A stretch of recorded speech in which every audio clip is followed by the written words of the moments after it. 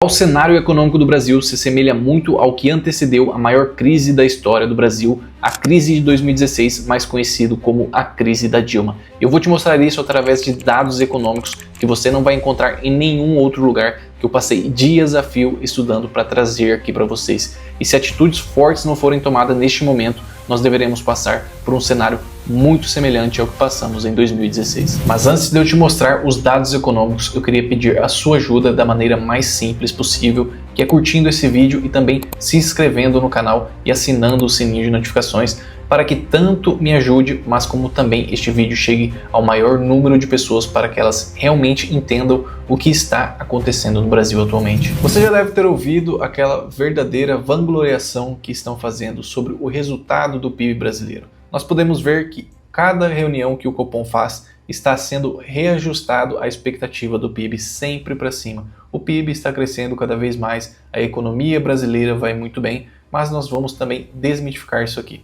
Então podemos ver aqui, que há 4 semanas a expectativa do PIB estava em 3,10% e hoje já está em 3,4% do PIB atualmente. Mas não somente o PIB está sendo reajustado para cima, como também a inflação e também o câmbio, além da Selic, que é a taxa de juros do Brasil. Nós vamos desmitificar essa questão do PIB. Será que realmente a economia brasileira vai tão bem assim? E na verdade, o que está impulsionando este resultado do PIB? O PIB cresceu 0,9% no último trimestre, muito impulsionado pelo consumo das famílias, pelo consumo do governo. Para você que não sabe, o gasto público também faz parte da composição do PIB. Ou seja, se o governo gasta mais, consequentemente, o PIB cresce mais. E os investimentos, que é um ponto positivo, principalmente a formação bruta de capital fixo, que é o que realmente faz o país crescer a longo prazo, mas nós vamos ver realmente por que isso aqui cresceu e se realmente está crescendo a uma taxa positiva. E agora veremos por que o consumo das famílias está subindo tanto. Isso se deve muito pelo fato do Bolsa Família estar no maior patamar da história. Ou seja, o Bolsa Família é uma política pública que deposita dinheiro diretamente na conta da população. E em 2023, no final de 2023, ele bateu 8% da despesa pública total do governo, sendo o maior programa de distribuição de renda da história do Brasil. Ou seja, dinheiro no bolso da população, consequentemente, o consumo das famílias aumentam e a gente também teve ali o reajuste do salário mínimo acima da inflação. Isso também acabou ocasionando aí no aumento do consumo da família brasileira, o que acaba impulsionando o PIB brasileiro. E com isso nós vemos que o consumo das famílias brasileiras também se deve ao fato do aumento do gasto público através dessa política pública. Agora veremos por que os investimentos estão subindo. Mas será que ele está subindo de uma maneira que vai impactar o Brasil a longo prazo? Nós podemos ver que não. Na verdade, a formação bruta de capital fixo, que são os investimentos que vai levar o país a crescer a longo prazo, ela está muito abaixo da média histórica. Ou seja, nós podemos ver que lá no governo do Lula, a formação bruta de capital fixo estava extremamente elevada e aí depois ela veio caindo drasticamente e acabou ocasionando a crise. Nós já estamos vendo a formação bruta de capital fixo caindo desde 2021. Isso significa que cada vez menos investimentos estão sendo feitos no Brasil e é exatamente isso que vai fazer com que nós cresçamos a longo prazo, pois isso traz cada vez mais ganho de produtividade e realmente isso não está acontecendo. Os patamares que nós estamos atualmente não favorecem o Brasil a longo prazo. Mas isso tende a piorar. Por quê?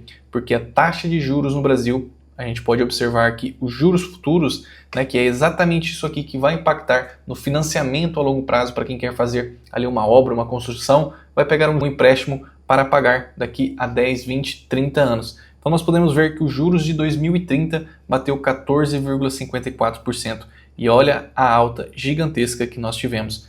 Veio lá desde a pandemia e agora nós já estamos subindo e principalmente nos últimos meses nós vimos uma alta muito forte, semelhante ao que nós vimos aqui lá em 2015, o que antecedeu a crise de 2016. E esse gera também um outro problema que é muito importante e muito perigoso para o Brasil, que é a inadimplência. Então nós podemos ver que a inadimplência do crédito PJ, das pessoas jurídicas, das empresas, está subindo fortemente. Desde 2020 já vem subindo a inadimplência e isso tende a se intensificar, porque com os juros mais caros cada vez fica mais difícil das empresas pagar os seus empréstimos. Então, consequentemente, isso deve acabar impactando, e não só deve acabar impactando, mas já está impactando, pois nós atingimos o maior número de empresas fazendo solicitações de recuperação judicial, ou seja, nunca na história nós tivemos tantas empresas em recuperação judicial, ou seja, as empresas no Brasil estão quebrando.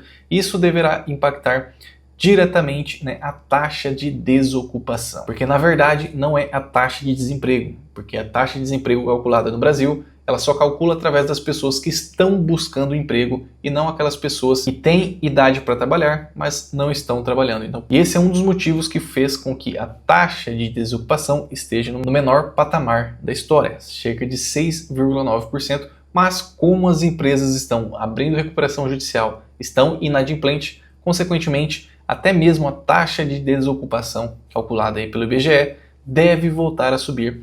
E aí vai acontecer exatamente o que aconteceu aqui no final de 2014 para 2015 e o desemprego vai voltar a subir consequentemente. Nós iremos entrar no caminho de uma recessão semelhante ao que nós vimos em 2016. E eu gosto mais de analisar a taxa de participação, porque a taxa de participação vai calcular exatamente isso. Quantas pessoas que possuem idade para trabalhar, mas não estão trabalhando. Então nós podemos ver que hoje 56% da população que tem idade para trabalhar está trabalhando, mas nós podemos ver que isso já começou a cair. Ou seja, um dos possíveis motivos podem ser que as pessoas estão deixando de buscar emprego. Então nós já podemos ver aqui que o emprego está desacelerando e deve piorar cada vez mais, principalmente por conta desses juros. E outro dado que mostra que o desemprego está desacelerando exatamente o seguro-desemprego. Note que o gasto com seguro-desemprego está subindo, enquanto o desemprego está caindo. E essa é uma conta que realmente não fecha. E se você observar, aconteceu exatamente isso aqui em 2014. O gasto com seguro-desemprego começou a subir enquanto o desemprego caía, e aí depois logo veio o gasto com o seguro-desemprego subiu fortemente junto com o desemprego e depois nós tivemos uma recessão. E é exatamente o que deve acontecer nos próximos meses ou nos próximos anos, caso a gente continue fazendo o que está fazendo agora. E aí nós entramos em um outro problema, que é a projeção da dívida. Podemos observar que quando aconteceu a crise da Dilma, a dívida pública brasileira começou a acelerar fortemente e logo depois tivemos uma recessão. Note, é exatamente o que está acontecendo aqui com a dívida pública brasileira, e a projeção feita pelo Banco Central é de que ela continue subindo. E, segundo vários estudos econômicos, uma dívida pública que supera a casa dos 60% do PIB já começa a afetar o crescimento de longo prazo. Ou seja, quando aconteceu a crise da Dilma, nós estávamos começando a ultrapassar o teto saudável da dívida pública. Claro que dívida pública nunca é saudável, né? Mas é o limite de que um país deve ter de dívida pública e nós já ultrapassamos esse teto há muito tempo. Então, a cada 1% da dívida que está crescendo aqui está afetando o nosso crescimento de longo prazo, segundo diversos estudos econômicos. E por que isso acontece? Eu vou mostrar agora para vocês. Nós podemos observar, né, que o déficit público já atingiu mais de $1 trilhão. Mas na verdade o grande problema é este aqui. Podemos observar que nos últimos 12 meses nós tivemos que pagar 869 bilhões de reais somente de juros sobre a nossa dívida. E lembre que tanto a taxa de juros está subindo como a dívida pública está subindo. Ou seja, a tendência é que nós teremos que pagar cada vez mais juros sobre a nossa dívida, porque tanto a dívida está subindo quanto o custo para financiar essa dívida. Então, note que de um ano para cá subiu cerca de 150 bilhões de reais. Imagine agora, com a velocidade em que a dívida e a taxa de juros está subindo, quanto que isso não irá subir no ano que vem. E assim vai se formando uma bola de neve que dificilmente nós conseguiremos sair se nós não tomarmos alguma atitude. Se nós observarmos, não somente, né, a dívida está subindo, mas a nossa reserva de liquidez, que é o quanto que o Banco Central possui ali em caixa para pagar os juros dessa dívida. Ou seja, a nossa reserva de liquidez vem caindo nos últimos meses, nós só temos dinheiro para pagar cerca de 6,86 meses. Ou seja, a reserva está baixa, consequentemente nós teremos que emitir cada vez mais dívida porque os juros estão subindo, a dívida está subindo, o quanto nós temos que pagar todos os meses está subindo e isso vem tudo do bolso do pagador de impostos. E como nós sabemos, quando o governo gasta mais do que arrecada, isso consequentemente acaba ocasionando a inflação. Nós podemos observar que nós tivemos uma disparada na inflação lá em 2015, que antecedeu a crise, e agora nós estamos começando a ver a nossa inflação disparar também.